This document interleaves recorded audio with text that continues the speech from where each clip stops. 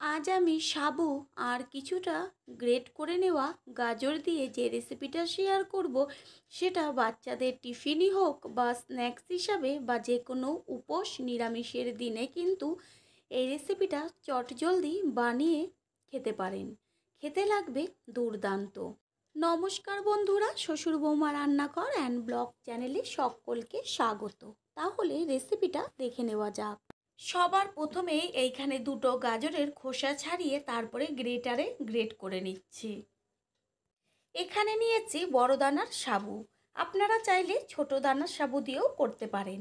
তারপর জল দিয়ে ভিজিয়ে রেখেছি। যেহেতু বড় দানার সাবু, সেই কারণে 3 থেকে 4 ঘন্টা ভিজিয়ে রেখেছিলাম। ভিজিয়ে রাখার পরে 2-3 বার ভালো করে জল পাল্টে পাল্টে ধুয়ে নিয়েছি।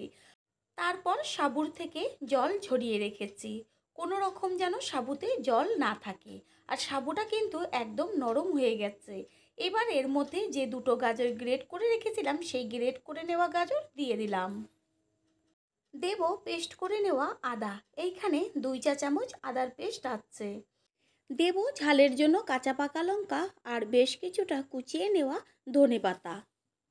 স্বাদের জন্য পরিমাণ অনুযায়ী লবণ দেব। ছোট চামচের 1 চা চামচ চাট মশলা আর ছোট চামচের 1 চা চামচ গোলমরিচ গুঁড়ো দেব। 2 চা চামচ বেসন। পুরনো বন্ধুদের সবসময় আমাদের পাশে এইভাবে ভালোবেসে সাপোর্ট করার জন্য অনেক অনেক ভালোবাসা। সমস্ত মশলা দেওয়া হয়ে গেল।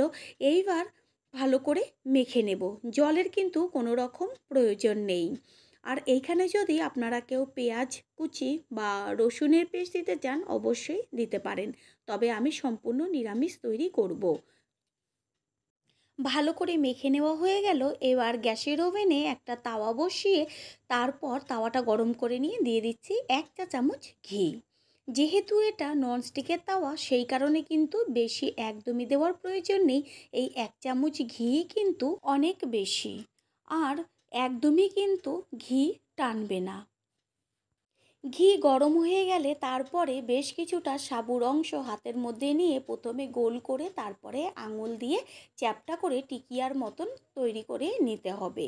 এতে কি হবে, ভাজাটা কিন্তু ভীষণ ভালো হবে, ভেতরটা একদমই কাঁচা থাকবে না। তারপর তাওয়ায় ঠিক এরকম 7 থেকে 8টা একবারেই তৈরি করে নিতে পারবো। নতুন বন্ধুদের আমাদের চ্যানেল ভিজিট করার জন্য আন্তরিক শুভেচ্ছা। আমাদের রেসিপিগুলো যদি ভালো লেগে থাকে, সাবস্ক্রাইব করে দেওয়ার অনুরোধ রইল ও পাশে থাকা বেল আইকনে ক্লিক করলে পরবর্তী ভিডিওগুলো সবার আগে আপনাদের কাছে পৌঁছে যাবে। গ্যাসের ফ্লেম লো করে দিয়ে টিকিয়াগুলোকে লাল লাল করে ভেজে নিতে হবে। দেখতে যতটা সুন্দর, খেতে কিন্তু তার থেকে বেশিটাই টেস্টি। 2 থেকে 3 মিনিট নিচের অংশটা হবার পরে উল্টে দিতে হবে ওপরের পিঠটা হবার জন্য। ঠিক এইভাবে লাল লাল করে এপিট ওপিট করে ভেজে নিতে হবে গ্যাসের ফ্লেম লোতে রেখে। কিছুক্ষণ বাদে এসে ওপরের পিঠটাও উল্টে দেওয়া হলো। 2 পিঠই কিন্তু হালকা একটা লালচে ভাব চলে এসছে, আর ভেতরটাও কিন্তু হয়ে গেছে। ঠিক এইভাবে এপিট ওপিট করে টিকিয়াগুলোকে ভেজে নেব। টিকিয়াগুলো যেহেতু ভাজা হয়ে গেছে, সেই কারণে একটা একটা করে প্লেটে তুলে নেব। একসঙ্গে কিন্তু একদম অল্প সময়ে দুর্দান্ত স্বাদের একটা রেসিপি তৈরি হয়ে গেল। আশা করি রেসিপিটি ভালো লাগলো। আর যদি ভালো লেগে থাকে, একটা লাইক কমেন্ট পারলে একটা শেয়ার করে অবশ্যই জানাবেন। আপনাদের দেওয়া একটা লাইক ও একটা শেয়ার কিন্তু আমাদের কাছে অনেক অনেক গুরুত্বপূর্ণ। All friend, thanks for watching my video. আপনারা সকলে ভালো থাকবেন, সুস্থ থাকবেন। আবারও দেখা হবে অন্য কোনো রেসিপির এপিসোডে।